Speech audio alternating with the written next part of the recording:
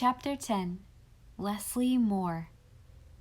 "I'm going for a walk to the outside shore tonight," Anne told Gog and Magog one October evening. There was no one else to tell, for Gilbert had gone over the harbor. Anne had her little domain in the speckless order one would expect of anyone brought up by Marilla Cuthbert, and felt that she could gad shoreward with a clear conscience. Many and delightful had been her shore rambles, sometimes with Gilbert, sometimes with Captain Jim, sometimes alone with her own thoughts and new, poignantly sweet dreams that were beginning to span life with their rainbows. She loved the gentle, misty harbor shore and the silvery, wind-haunted sand shore. But best of all, she loved the rock shore, with its cliffs and caves and piles of surf-worn boulders, and its coves where the pebbles glittered under the pools, and it was to this shore she hied herself tonight. There had been an autumn storm of wind and rain, lasting for 3 days. Thunderous had been the crash of billows on the rocks, wild the white spray and spume that blew over the bar, troubled and misty and tempest-torn the erstwhile blue peace of Four Winds Harbor. Now it was over, and the shore lay clean-washed after the storm. Not a wind stirred, but there was still a fine surf on, dashing on sand and rock in a splendid white turmoil, the only restless thing in the great pervading stillness and peace. "Oh, this is a moment worth living through weeks of storm and stress for," Anne exclaimed, delightedly sending her far gaze across the tossing waters from the top of the cliff where she stood. Presently, she scrambled down the steep path to the little cove below, where she seemed shut in with rocks and sea and sky. "I'm going to dance and sing," she said. "There's no one here to see me. The seagulls won't carry tales of the matter. I may be as crazy as I like." She caught up her skirt and pirouetted along the hard strip of sand just out of reach of the waves, that almost lapped her feet with their spent foam. Whirling round and round, laughing like a child, she reached the little headland that ran out to the east of the cove. Then she stopped suddenly, blushing crimson. She was not alone. There had been a witness to her dance and laughter. The girl of the golden hair and sea-blue eyes was sitting on a boulder of the headland, half hidden by a jutting rock. She was looking straight at Anne with a strange expression, part wonder, part sympathy, could it be? Envy. She was bareheaded, and her splendid hair, more than ever like Browning's gorgeous snake, was bound about her head with a crimson ribbon. She wore a dress of some dark material, very plainly made, but swathed about her waist, outlining its fine curves, was a vivid girdle of red silk.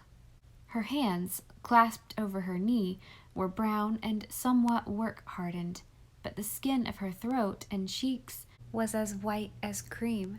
A flying gleam of sunset broke through a low-lying western cloud and fell across her hair. For a moment, she seemed the spirit of the sea personified, all its mystery, all its passion, all its elusive charm. You must think me crazy," stammered Anne, trying to recover her self-possession, "to be seen by this stately girl in such an abandon of childishness. She, Mrs. Dr. Blythe, with all the dignity of the matron to keep up. It was too bad." "No," said the girl, "I don't." She said nothing more. Her voice was expressionless, her manner slightly repellent, but there was something in her eyes, eager yet shy, defiant yet pleading, which turned Anne from her purpose of walking away. Instead, she sat down on the boulder beside the girl. "Let's introduce ourselves," she said, with the smile that had never yet failed to win confidence and friendliness. "I am Mrs. Blythe, and I live in that little white house up the harbor shore." "Yes, I know," said the girl. "I am Leslie Moore, Mrs. Dick Moore," she added stiffly. Anne was silent for a moment, from sheer amazement. It had not occurred to her that this girl was married. There seemed nothing of the wife about her. and that she should be the neighbor whom Anne had pictured as a commonplace Four Winds housewife. Anne could not quickly adjust her mental focus to this astonishing change. Then you live in that gray house up the brook," she stammered. "Yes, I should have gone over to call on you long ago," said the other. She did not offer any explanation or excuse for not having gone. "I wish you would come," said Anne, recovering herself somewhat. "We're such near neighbors. We ought to be friends. That is the sole fault of Four Winds. There aren't quite enough neighbors. Otherwise, it is perfection." "You like it?" "Like it? I love it. It is the most beautiful place I ever saw." "I've never seen many places," said Leslie Moore slowly, "but I've always thought it was very lovely here. I love it too." She spoke as she looked, shyly yet eagerly. Anne had an odd impression that this strange girl, the word girl would persist, could say a good deal if she chose. "I often come to the shore," she added. "So do I," said Anne. "It's a wonder we haven't met here before." "Probably you come earlier in the evening than I do. It is generally late, almost dark when I come. And I love to come just after a storm, like this. I don't like the sea so well when it's calm and quiet. I like the struggle and the crash and the noise." "I love it in all its moods," declared Anne. "The sea at Four Winds is to me what Lover's Lane was at home. Tonight it seemed so free, so untamed. Something broke loose in me, too, out of sympathy. That was why I danced along the shore in that wild way. I didn't suppose anybody was looking, of course. If Miss Cornelia Bryant had seen me, she would have foreboded a gloomy prospect for poor young Dr. Blythe." "You know Miss Cornelia?" said Leslie, laughing. She had an exquisite laugh. It bubbled up suddenly and unexpectedly, with something of the delicious quality of a baby's. Anne laughed too. "Oh, yes, she has been down to my house of dreams several times." "Your house of dreams?" "Oh, that's a dear, foolish little name Gilbert and I have for our home. We just call it that between ourselves. It slipped out before I thought." "So Miss Russell's little white house is your house of dreams," said Leslie wonderingly. "I had a house of dreams once, but it was a palace," she added, with a laugh, the sweetness of which was marred by a little note of derision. "Oh, I once dreamed of a palace too," said Anne. "I suppose all girls do. And then we settled down contentedly in 8-room houses that seemed to fulfill all the desires of our hearts, because our prince is there. You should have had your palace, really, though. You are so beautiful. You must let me say it. It has to be said. I'm nearly bursting with admiration. You are the loveliest thing I ever saw, Mrs. Moore." "If we are to be friends, you must call me Leslie," said the other with an odd passion. "Of course I will. And my friends call me Anne." "I suppose I am beautiful," Leslie went on, looking stormily out to sea. "I hate my beauty. I wish I had always been as brown and plain as the brownest and plainest girl at the fishing village over there." "Well, what do you think of Miss Cornelia?" The abrupt change of subject shut the door on any further confidences. "Miss Cornelia is a darling, isn't she?" said Anne. "Gilbert and I were invited to her house to a state tea last week. You've heard of groaning tables." "I seem to recall seeing the expression in the newspaper reports of weddings," said Leslie, smiling. "Well, Miss Cornelia's groaned. At least it creaked, positively. You couldn't have believed she would have cooked so much for 2 ordinary people. She had every kind of pie you could name, I think.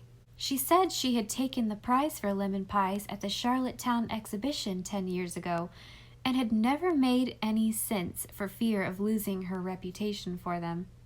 "Were you able to eat enough pie to please her?" "I wasn't. Gilbert won her heart by eating, I won't tell you how much. She said she never knew a man who didn't like pie better than his Bible. Do you know, I love Miss Cornelia." "So do I," said Leslie. "She is the best friend I have in the world." Anne wondered secretly why, if this were so, Miss Cornelia had never mentioned Mrs. Dick Moore to her. Miss Cornelia had certainly talked freely about every other individual in or near Four Winds. "Isn't that beautiful?" said Leslie, after a brief silence, pointing to the exquisite effect of a shaft of light falling through a cleft in the rock behind them, across a dark green pool at its base. "If I had come here and seen nothing but just that, I would go home satisfied." "The effects of light and shadow all along these shores are wonderful," agreed Anne. "My little sewing room looks out on the harbor, and I sit at its window and feast my eyes. The colors and shadows are never the same 2 minutes together." "And you are never lonely?" asked Leslie abruptly. "Never when you are alone?" "No, I don't think I've ever been really lonely in my life," answered Anne. "Even when I'm alone, I have real good company. Dreams and imaginations and pretendings. I like to be alone now and then just to think over things and taste them. But I love friendship and nice, jolly little times with people. Oh, won't you come to see me? Often? Please do. I believe," Anne added, laughing, "that you'd like me if you knew me." "I wonder if you would like me," said Leslie seriously. She was not fishing for a compliment. She looked out across the waves that were beginning to be garlanded with blossoms of moonlit foam, and her eyes filled with shadows. "I'm sure I would," said Anne, "and please don't think I'm utterly irresponsible because you saw me dancing on the shore at sunset. No doubt I shall be dignified after a time. You see, I haven't been married very long. I feel like a girl and sometimes like a child yet." "I have been married 12 years," said Leslie. Here was another unbelievable thing. "Why, you can't be as old as I am," exclaimed Anne. "You must have been a child when you were married." "I was 16, said Leslie, rising, and picking up the cap and jacket lying beside her. "I am 28 now. Well, I must go back." "So must I. Gilbert will probably be home, but I'm so glad we both came to the shore tonight and met each other." Leslie said nothing, and Anne was a little chilled. She had offered friendship frankly, but it had not been accepted very graciously, if it had not been absolutely repelled. In silence, they climbed the cliffs and walked across a pasture field of which the feathery, bleached wild grasses were like a carpet of creamy velvet in the moonlight. When they reached the shore lane, Leslie turned. "I go this way, Mrs. Blythe. You will come over and see me sometime, won't you?" Anne felt as if the invitation had been thrown at her. She got the impression that Leslie Moore gave it reluctantly. "I will come if you really want me to," she said a little coldly. "Oh, I do, exclaimed Leslie, with an eagerness which seemed to burst forth and beat down some restraint that had been imposed upon it. "Then I'll come. Good night, Leslie." "Good night, Mrs. Blythe." Anne walked home in a brown study and poured out her tale to Gilbert. "So Mrs. Dick Moore isn't one of the race that knows Joseph?" said Gilbert teasingly. "No, not exactly.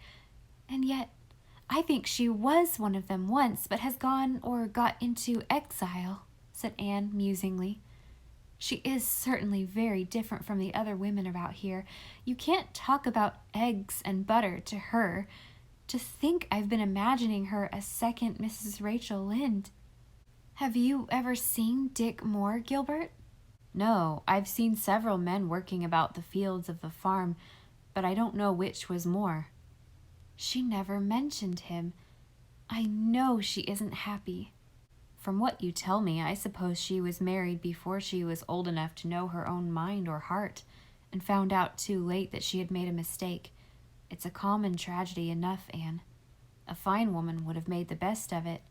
Mrs. Moore has evidently let it make her bitter and resentful."